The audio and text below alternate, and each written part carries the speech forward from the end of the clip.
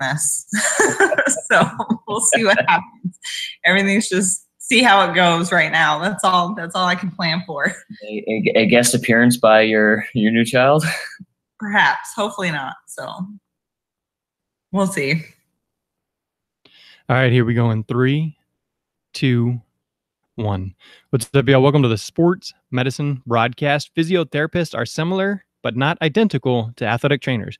So that's a quick reference to my niece. She used to say, this is similar but not identical when she was, I don't know, like 4 or 5, 6, something like that. So I just had to throw that in there. So physiotherapists are similar but not identical to ATs. So our guest is Jamie McFarlan. He works with Northern Ireland Developmental Soccer League and Elite Soccer League there. He's a physiotherapist. And I've also got Meghan McKay, a new mom. So congratulations, Meghan.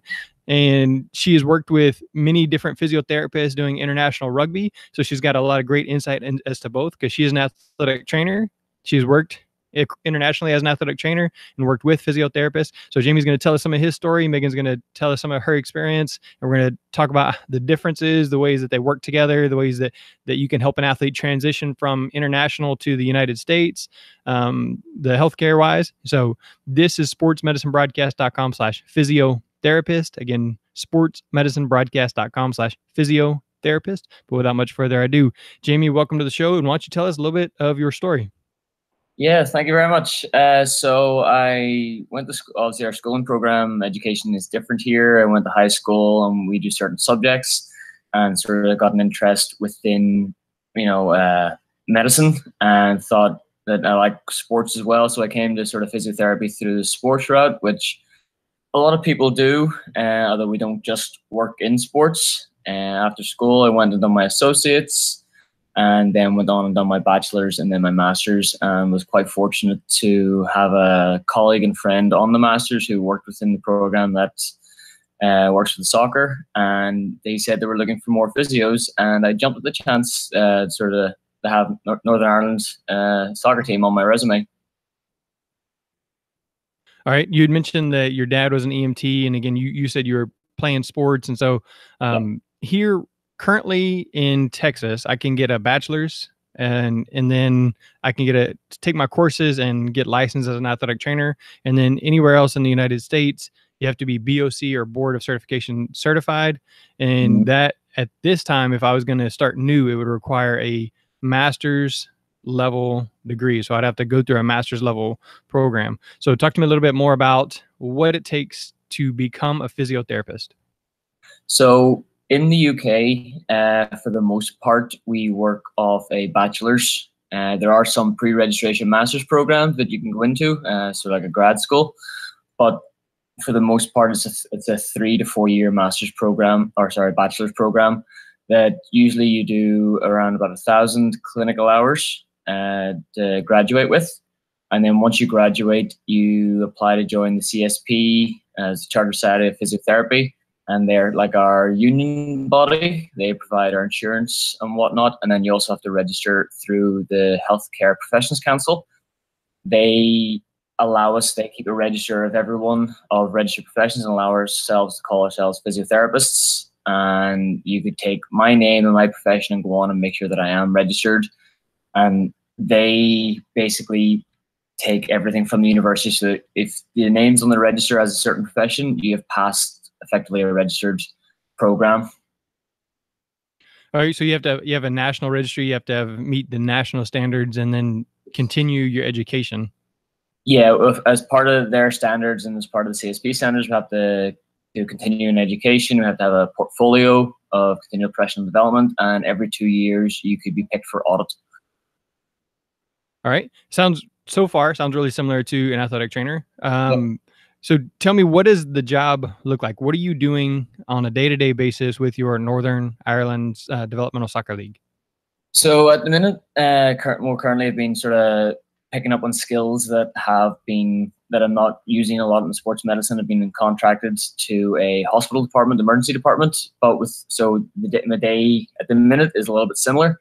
But with the soccer, it would vary depending on if we were away on a trip for games, or if we were just sort of going through a normal week for practice.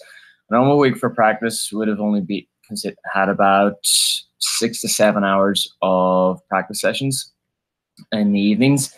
But then when we were away, a day would consist of, you get up, you'd have your breakfast, you'd speak to the players, see if there's any injuries or anything that's occurred overnight, and then you go off to practice. You deal with anything during the practice sessions as they arise, and then afterwards, you'd probably be back for lunch, and then maybe have like an open clinic where they can come along if they've any injuries that cropped up during that, or if they need any accessory work, things like that, and then go on from there. Within the hospital at the minute, I would first thing sort of 8:30 be up on the wards dealing with patients that have come in, whether they have a chest respiratory issue or any musculoskeletal issues in that way, and that pretty much would have my day right throughout. All right. So again, it sounds a lot like an athletic trainer. You're there for the practices, you're dealing with the injuries, you're preventing injuries, you're kind of following up with hospital visits or doctor visits, again, musculoskeletal injuries. You mentioned that there's a national registry there. You're in the UK. So what if you wanted to go somewhere else other than Ireland to work as a physiotherapist? What does that take? So even if going from the UK to Ireland, there's still a process to go through to transfer in. They have a new registry like the HCPC, and they're trying to bring that in. So it'd be a case of applying to them and getting my education verified and going from there, because I know their base is a bachelor's as well with some masters. Throughout the rest of Europe, from what I can gather, I've spoken to some contacts that I have there and some colleagues, and for the most part in Europe, it's somewhat similar. A lot of places do have a registry, and you effectively apply to them, and then you get your education evaluated either by them or by a third-party company, and then as long as you meet their standards, you can be licensed. You sort of get the license to practice. I know in Germany, their education level is more of instead of polytechnic level, so more like an associate's. I think that would work out for the States. And they do have some bachelor's programs, but for the most part, they're polytechnic level. And like in the Netherlands, I spoke to some colleagues. They have their own education side that they do. They're currently doing their masters, but for the most part, it's bachelor's. Same again, you apply and get evaluated and go through that way. However, if I wanted to go to the States and work in the States, obviously I've tried that. You do have to get your education evaluated by a third-party company, and as you had said, it's more of a doctorate level here in the States. So my education wasn't just enough for that, so I'd have to sort of top that up for my master's and top that up to get enough education. But pretty much across the world, same sort of thing. You'd apply to the registering body, get your credentials evaluated. If you don't meet the standards, get your education topped up. All right. So obviously there's some difference there. There's the associates, like you said, that's the 2 year. Then the bachelor's is 4 year. The master's is the 2 years after the bachelor, so the 6 years kind of thing. Then the doctorate. So again, it sounded similar to athletic training. And now you also mentioned that you're here currently in the United States, visiting a girlfriend, that you may be possibly transitioning to working, living here in the United States. So tell me a little bit about that process and how that's working out for you. So obviously, being a physiotherapist and having physical therapy there, that was my first avenue, because we were basically the same profession. The difficulty arises because for the most part, the base level is now a doctorate, DPT. So that's the difficult part for me and sort of anyone else that would be coming from the UK or Ireland. For the most part, because we only have a bachelor's, there's a discrepancy in the levels there. However, with my master's, I don't have as much of a discrepancy, but I am missing some classes. So to find out the information, I just went on through the American Physical Therapy Association to find out what I needed to do. And I then found out about the FCCPT, who are the Foreign Credentialing Commission on Physical Therapy. So they are the ones that only evaluate credentials for physical therapists from physiotherapists. So they are doing this day in, day out, and you apply to them, and they get a review. So I got a comprehensive review. It was a 38-page report, and it sort of evaluates your whole education life. So it went right back to my high school education, because I know in America there's more general education. So they were able to take into account my high school stuff. And so I had to go and get transcripts, course documentation, everything, and send it off them. You know, it was probably a good couple inches thick, everything that I had to send in. And they took that all and evaluated that. Unfortunately, it came back that I wasn't educated enough to meet the standards as a doctorate level. I had enough credits, just not enough of the right credits. So currently I'm working on trying to get those right credits. Okay, so if you get those credits, then you would be considered a DPT, a doctorate of physical therapy, and you'd be able to practice here in the States as a physical therapist, not as a physiotherapist. That's correct. Okay. All right, Megan, I know you've been hanging out there, and again, Megan's got her baby there with her, so if she hops out or anything like that, then, or you hear some cries, then that's why. But we're lucky to have you with us. So Megan, tell me a little bit about your experience with physiotherapists. So my first experience was back in 2010. My little brother tried out for and made the team for the Wales men's national lacrosse team. And through that process, the team found out what I did for a living. And at the time, they had a physiotherapist working with them who just kind of volunteered. I think she was a brand new grad, maybe knew some of the players beforehand. And so she was preparing to work their entire world championships, which were in Manchester that year herself. So they extended an invitation for me to come out and help.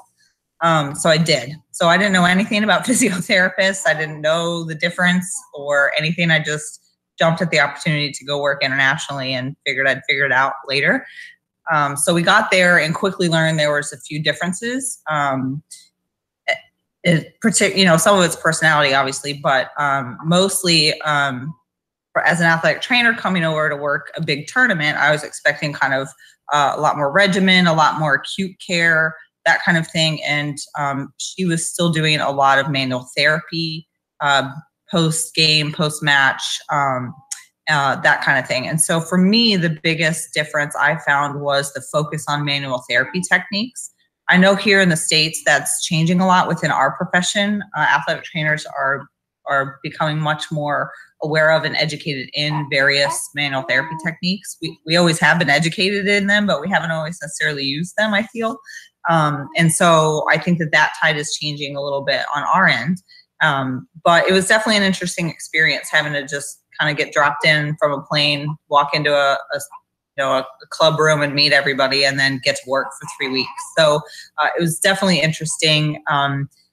There were a little bit differences in terms of return to play. I think we're a lot more regimented and strict about that on a wide scale.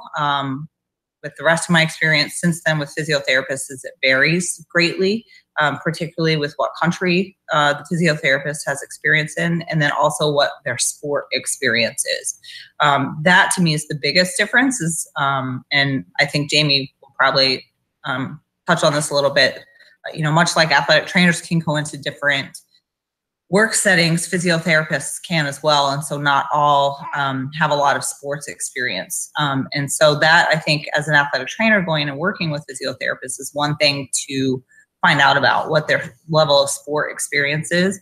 And then also what country they're from. Because as Jamie talked about, he's called people here and there, and it's for the most part the same as far as they're having to register, things like that. I have found that it's definitely similar in terms of regulation of physiotherapists, but every country is very, very different. I worked most recently in 2016 in Budapest, and we kind of got all the medical folks together, and the level of experience was vastly different.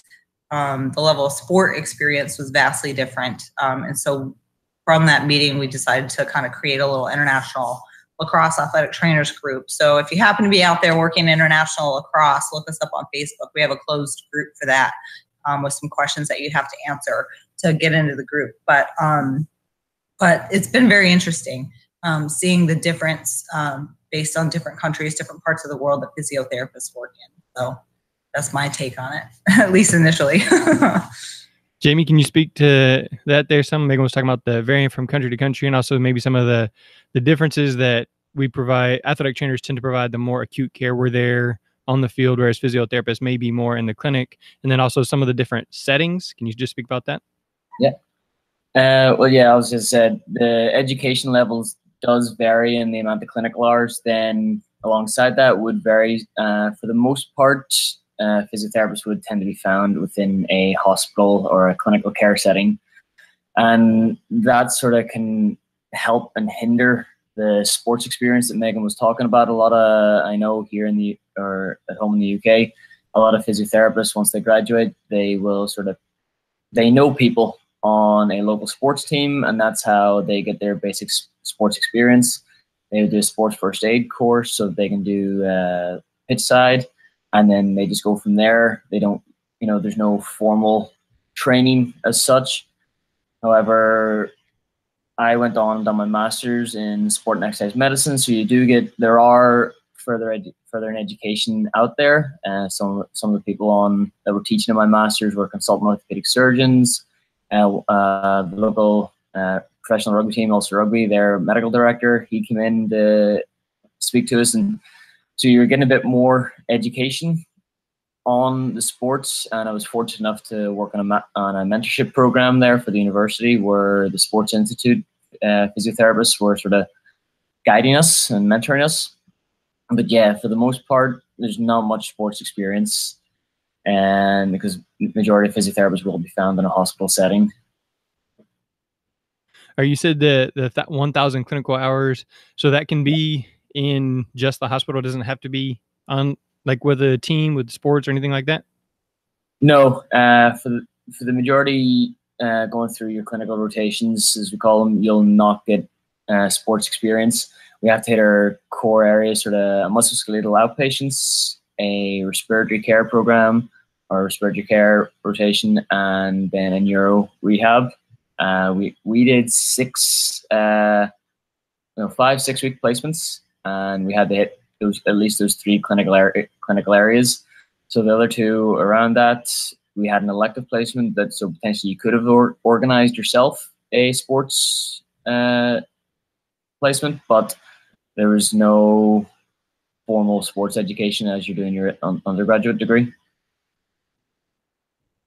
All right, Meghan. Yeah. You had mentioned, I forget what it was now. You had mentioned one of the other things, one of the aspects you wanted to talk about. Oh, sorry. Yeah, as an athletic trainer, a lot of times we get international athletes, and that can always pose a challenge too, because their experience with us is limited, or they've never experienced an athletic trainer. They tend to get the same confusion the public does. They think we are a personal trainer or a strength coach. But the thing to remember, in talking about National Athletic Training Month this year, I think that the NATA did a great job choosing the slogan this year, competent care for all. And I think, when you're approached with an international athlete, that's something you need to consider is, do they have experience with an athletic trainer? Is it a physiotherapist? What is the physiotherapy like in their country? Did their team have a physiotherapist, or did they have to go seek care in the clinical setting for their physiotherapist? Things like that will greatly affect the way that you're able to care for that athlete, and can potentially cause some communication issues, pitfalls, treatment bumps, speed bumps, as I like to call them, right at the start of the relationship. So for instance, right now I'm working with the professional rugby team in Houston, the Houston SaberCats, and I have athletes from 7 different countries. So getting started with them, it was easy for me because I had the floor, and I can do what I want. I can meet with them. I can call a team meeting if I want, things like that. And so what I did first and foremost is just explained what I am, what our profession is, things like that, and then establish some ground rules, scheduling, treatment times, etc. Because a lot of times internationally, that's not always so regimented. A lot of times they'll have to pay their own money to go see a physiotherapist as well. So a lot of them would think that they would have to pay extra, or the team was going to have to pay for them to see me, things like that. So I think if you're working with an international patient, that's something that you might need to consider as a barrier to your care. when thinking about competent care for different cultures. So that's just something in my experience that I've noted.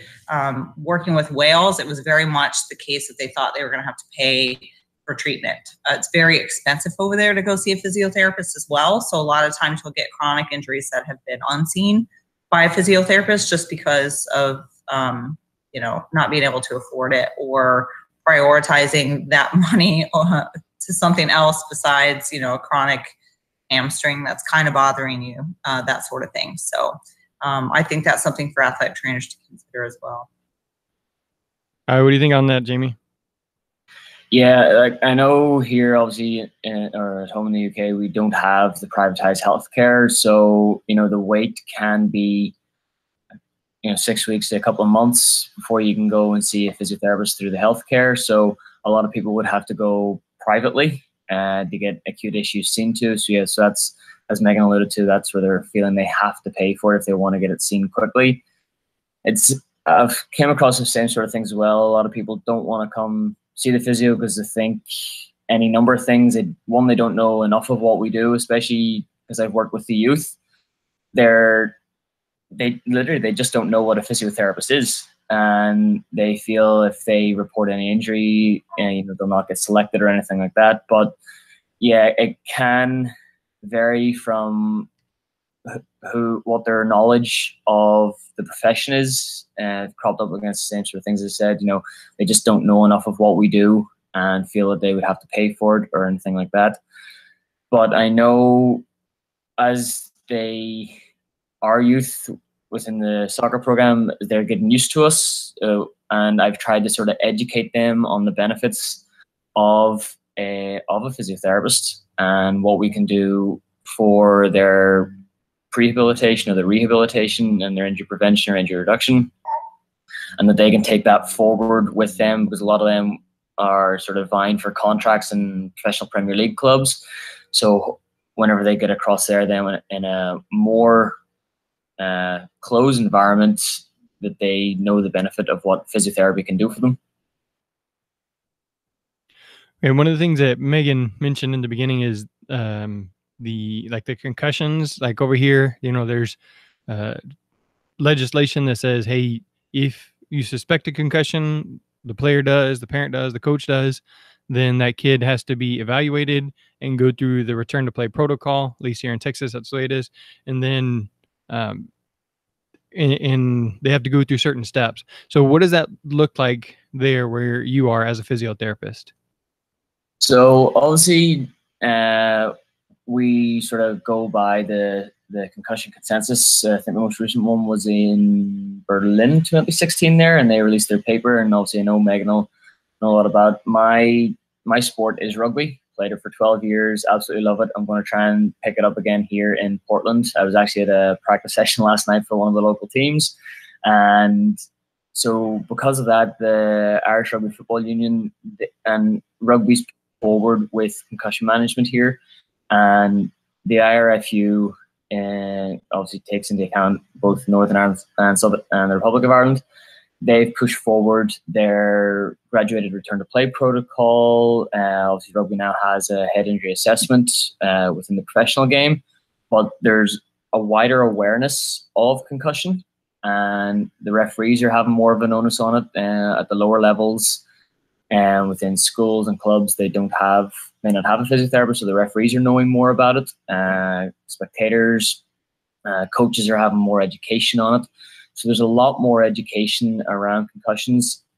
I know within rugby, and I feel rugby in Ireland is pushing that forward, and that's sort of following suit then with sort of the different sports. They're all sort of starting to bring out their own concussion protocols. I think I read recently in the BJSM, the NFL's concussion protocol, that's just been released there as a paper. So, everyone's starting to release their own form of a protocol.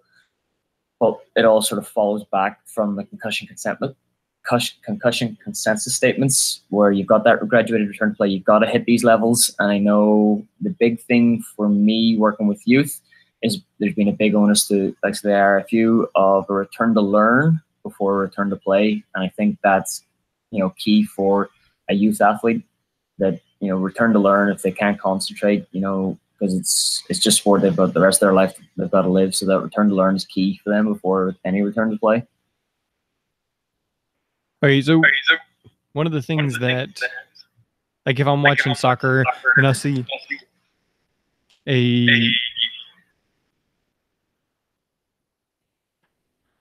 I was catching feedback. If I hear,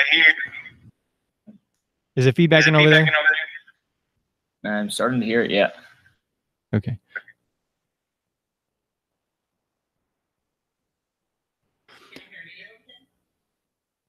Yeah, I can hear you. Oh, there you go. I think you're back. Yep. All right. If I'm watching soccer, or especially if you're watching some of those YouTube videos, then you'll see a guy run out on the soccer field with the bag, and of course it's YouTube, so they pick the worst moments, right?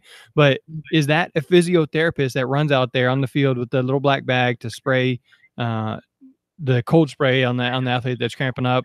Is that usually a physiotherapist? Yes, that is when I've been working sports. I'm the one run up and down the sidelines. I'm the one that runs on and off the field for any injuries, anything like that.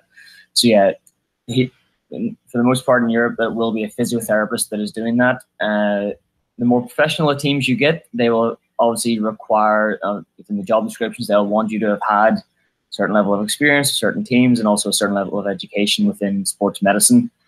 So the lower level teams, not so much. You can cut your teeth there, but the higher level teams, they will want you to have more experience. But yeah, it's physiotherapists. They'll be running on and off the field with the black bag and the magic sponge.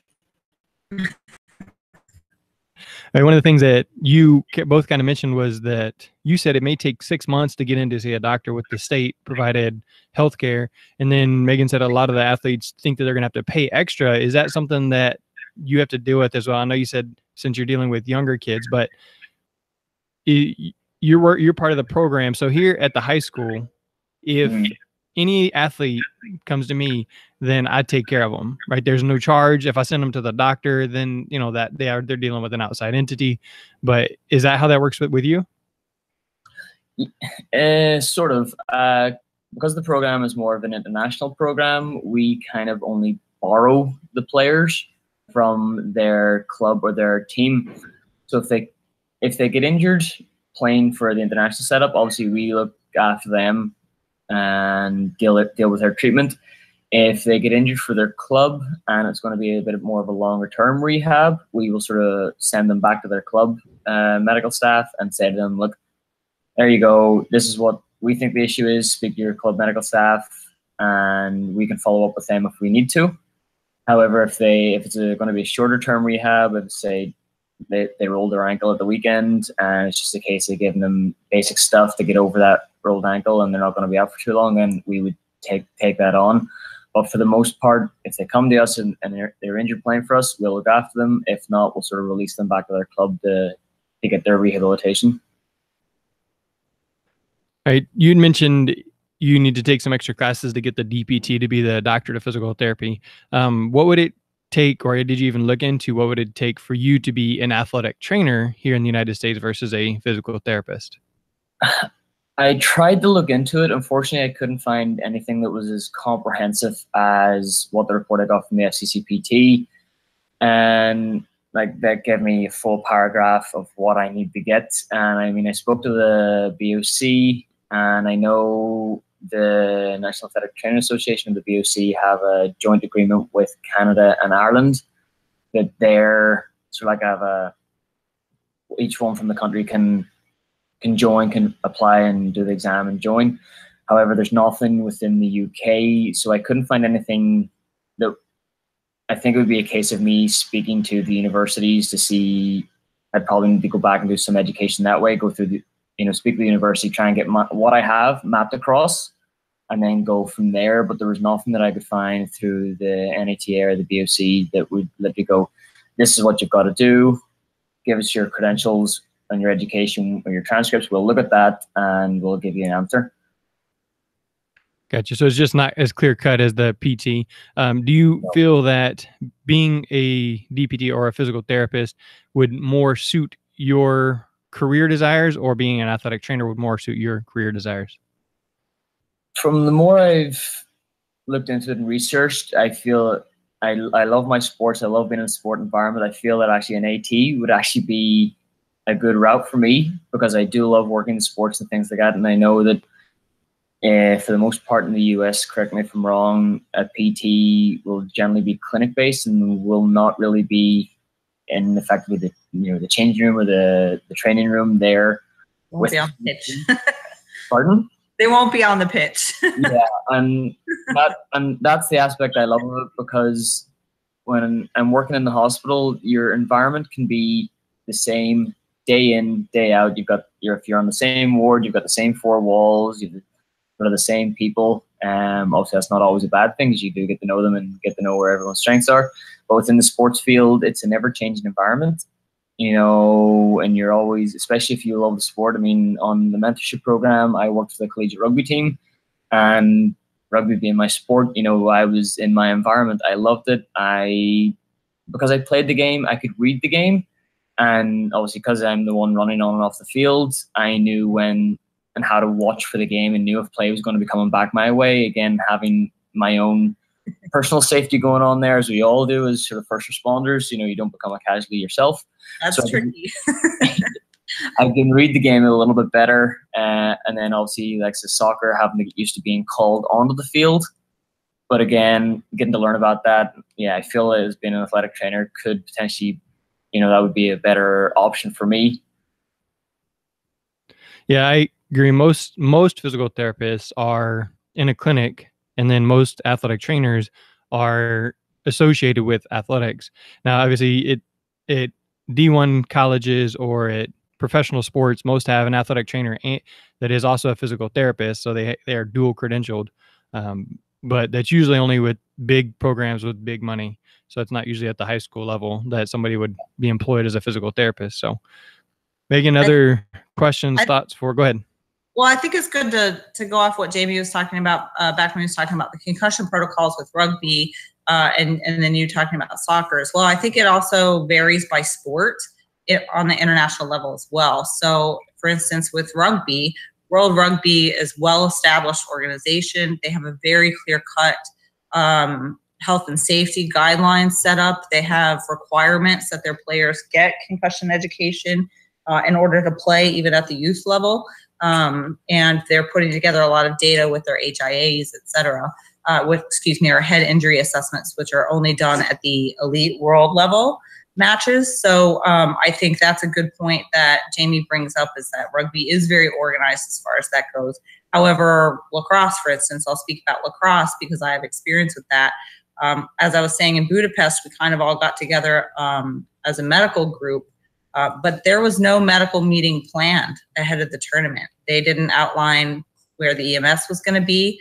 I was the only one there that knew about equipment removal in a potential C-spine injury, and I had a helmet removal kit with me, and they were all fascinated by that. And so I ended up doing an impromptu little in-service. Sorry, she's making an appearance. So I ended up doing a little impromptu in-service to show them what we do here in the States in terms of emergency equipment removal with helmets in a potential C-spine injury, because that's not an education that they've gotten. As Jamie said, a lot of them get their experience just by working the sport. There's no formal education on that. So little nuances for each sport can vary, I think, in terms of the experience of the physio versus the athletic trainer. There's a lot of areas I feel physios have more experience. Like I mentioned at the beginning, manual therapy. They can bring a wealth of knowledge and expertise to manual therapy with a team. Particularly if the athletic trainer doesn't have much experience with it. So yeah, I think it depends by sport as well. We've all seen the problems that soccer has had, at the international level. So that might be an example of that as well. I mean, what other questions did you have for Jamie?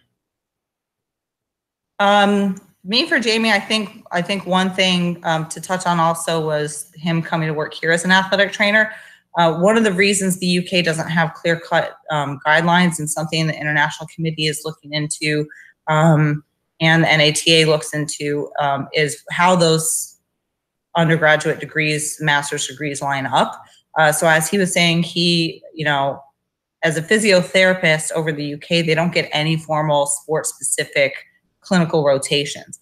But I think for the UK, becoming like Ireland or Canada, that's a big difference. So I think that's one of the holdups for UK being recognized.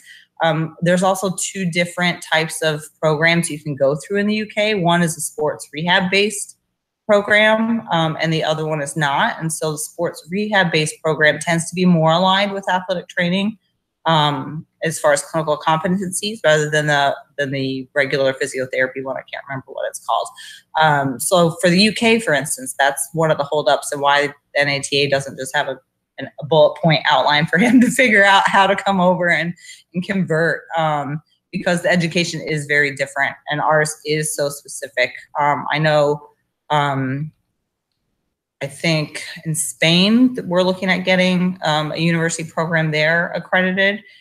They've been looking at schools in Jordan and a few other countries as well. But those individual universities have decided to take on an athletic training type curriculum and implement that into their university over there. And so, so that's the difference. So then those universities are just looking to potentially become accredited by the BOC in their home country. So that might be another avenue for people working and living internationally if they're looking at coming over in the future. It's not right now, but we're kind of on the verge of that. All right, Jamie, what else you got? Talking about physical therapists, athletic trainers, or even just tell me some of the unique parts of your job. Yeah, I mean, even just sort of on the back of what Meghan was saying there with the education varying and the no formal bit here in the UK, because I know, although I said I went through mine, from looking at OSU's Oregon State University's athletic training program to see what was on there when I was looking through, a lot of stuff I'd done on a separate course through the IRFU, the Irish Rugby Football Union, their safe rugby programs, the standard approach to field emergencies. They're varying levels, so the spinal immobilization, equipment removal, player removal, all that was then covered in a separate course, but that was then governed by the national body. So that's sort of how I had to go and get other things that were, as I found, seemed to be a sort of core part of the AT education within the universities. All right. What position did you play, Jamie? I started off as a number 8, then got moved to second row, and at the minute I'm trying my hand at a center or a fullback just to see how that goes for a bit of a difference. All right. Do you want to explain to the listeners what a number 8 means? So most Americans won't know what that is. It's a jersey number. Number 8 is the last one of the forwards. He has an 8 on his back, funny enough, and he is in the back row at the back of the scrum. All right. Josh Dawsey is watching live on Facebook and asked if you're an AT or physical therapist in another country, and I think we answered that, but one of the things I didn't really ask is, do you have physical therapy or physical therapists over there where you are? And then also, do you have any athletic trainers over there? Like you said, you're in the UK, but in Ireland, and Megan mentioned Canada also has like the joint agreement. So are there athletic trainers in those other countries as well, or physical therapists? So as far as I'm aware, we don't have a physical therapist as such in the UK. I know as part of our register through the HCPC, we are allowed to be called physiotherapist or physical therapist. It's sort of considered the same here. Although we don't have athletic trainers, we do have sort of sports therapists, which are kind of, just they specifically work within sports. So and they seem to be more aligned with athletic training, but I don't feel, from my understanding, they can do as much as an athletic trainer, but they are there. I know in the Republic of Ireland, I can't remember the actual, it's like an athletic rehabilitative instructor or something like that. And that's their program that they have. I'm not sure the actual name that they have, but they have effectively an athletic trainer in the Republic of Ireland. That's why they have the joint agreement with the BOC and with Canada. So we don't have them as such in the UK. I'm not sure in terms of the rest of sort of the world. Megan may be better placed to answer that one. So in Canada, it's this, it's an athletic therapist. I believe you're right for the Republic of Ireland. And Canada, we actually have a liaison on the international committee from their organization, the CATA. So we're working pretty closely here in the States with the Canadian Athletic Therapists Association in terms of kind of nurturing that relationship, because it's new that those have been recognized, as congruent programs. I know that athletic trainers can go work internationally. It just depends on in what capacity and how that is done. I know that we have a lot of athletic trainers from Japan that come here and get their schooling and then eventually go back to Japan, because in Japan, essentially, and I could be misinformed a little bit. It's been a while since this has been explained to me. So things could have changed since I've gotten the explanation. But in Japan, essentially, it's almost as if you're going to medical school in order to do what we do. So a lot of Japanese students come here to the United States for university and then essentially move back to Japan. I've worked with at least 20 Japanese athletic trainers in my career here in the States, and a lot of them have gone back. A lot of them are staying here. We have a large body of athletic trainers that are in China and Asia in general that are working through like a Chinese international work program. And so they are quickly organizing and are establishing things over in Asia and China. And even, I don't know if anybody saw the latest NATA International Committee update e-blast that went out last month, but Chinese government is looking to hire athletic trainers specifically starting now, and will be working with Chinese athletes in preparation for the next Olympics. So if that's something you are interested in as an American athletic trainer, look into that, because they are paying us to do that. It's not just go work for China for free. So that's an opportunity for athletic trainers to work internationally. Wales Lacrosse, I ended up finding an athletic trainer that was getting her master's in university over in the UK. And so 3.5 years ago, maybe 4 years ago now, I found her on the international committee LinkedIn page, and she kind of applied for the position and took over with Wales Lacrosse. Since I'm not physically there, she was going to all their monthly training sessions, etc. And with her, I was able to help establish strength and conditioning, nutrition, all these other aspects for the team that I hadn't been able to do from abroad. So there are athletic trainers working internationally. It just, each case is different on work visas, how they're legally able to work overseas, what kind of insurance they have to have as a team providing that. Do they have to purchase their own? What kind of insurance is available within that country as terms of liability? So it varies greatly in terms of working internationally, but we are in a lot of places. So stay tuned to the international committee, because we're working on establishing contact lists, a mentorship program for specific countries, and then also putting together a list of American international schools that might provide opportunities for us to go work abroad as well. Very good. Jamie, I appreciate you reaching out to me. I know that it was the podcast with Chris Butler that we did about core exercises. I think you said you Googled core exercises and then listened to that one, and then just reached out and said, hey, thanks for doing the show. And then here you are now on the show. And of course, if you're ever in Houston, I'd like to meet up, shake your hand, that kind of thing.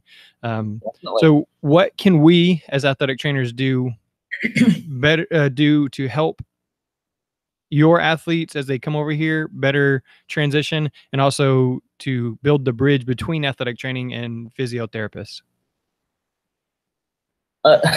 More so just doing what you guys are doing, and I think then having sort of the athletic trainers having an awareness that, as Megan said, the international athletes either coming in or going out as well, because obviously American athletes going out won't have had much dealing with a physiotherapist, and they'll be looking for a trainer. So, both of us working together to inform, if we know the athlete's going to go to a country where we know sort of a bit more of how their medical system's set up within sports, to let them know, okay, so it's not going to be the physiotherapist you're going to go see, it's going to be the athletic trainer you're going to go see for the most part, or for you guys, the vice versa.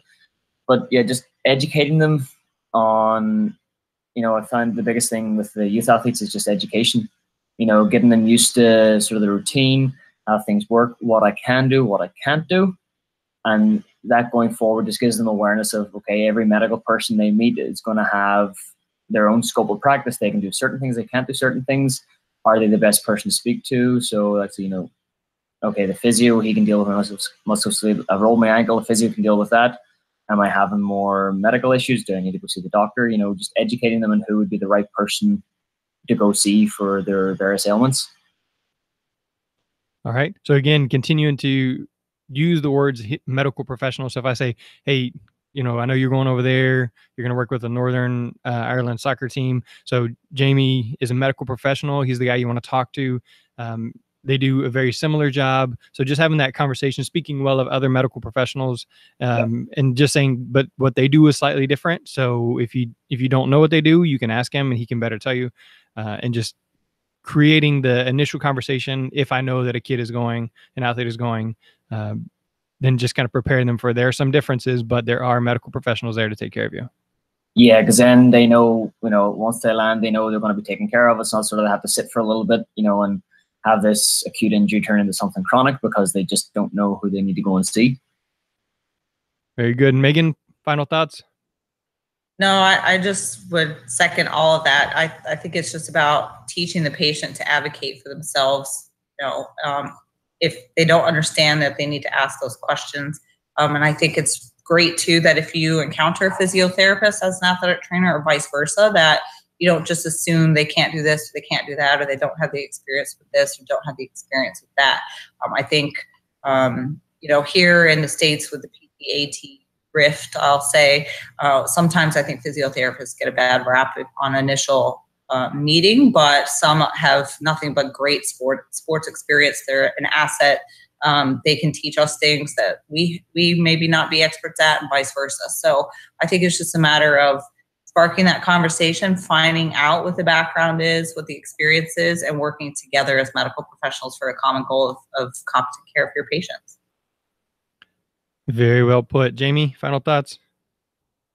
Yeah. Just, keep educating yourself, and that can help you educate your patients, and not just your patients, but also your wider team. Because, within the program, we tend to operate just as a lone practitioner, but we have the coaching staff and everyone else around that, the S&C staff, that we can just educate them as much, and they can then help push people in the right direction as to who they need to go see, what they can do. And, education is key for a lot of stuff. All right, very good. If you want to reach out to Megan, you can email her, MEGHAN, Megan.McKay, MCKAY, at bcm.edu. If you want to reach out to Jamie, JMCF999 at AOL.com. He's also on social media, so you can maybe find him there on Instagram. But reach out to Jamie. Hey, ask him about physiotherapist, about his experience. Maybe you want him to talk to your sports medicine program. He's pretty good at getting on the Skype or the guest speaker, and Megan as well. Again, if you didn't get to watch the live stream, then you may want to jump in towards like the second half, and then that way you can see Megan cuddling her cute little baby. Thanks for letting her make an appearance. So you, as the listener, I want to encourage you, just like Jamie did, if you have a topic that you want to hear about, you have an expert that that has a story or something that they need to share, or it's somebody that you want to interview, then hook me up with the information. Say, hey, I'd like for you to talk to this person about this. Or if, you're at NATA this summer, or, in the future, then just say, hey, I would like to interview this person about this, or I'd like you to have Bubba interview this person about this. Then let me know. Again, the podcast is about improving athletic training and promoting the profession and building those bridges. And so if there's something that I can do to help you build or improve your practice of athletic training, sports medicine, then let me know. And that's what I want to do. So reach out. Again, sportsmedicinebroadcast.com has all the ways to get a hold of me.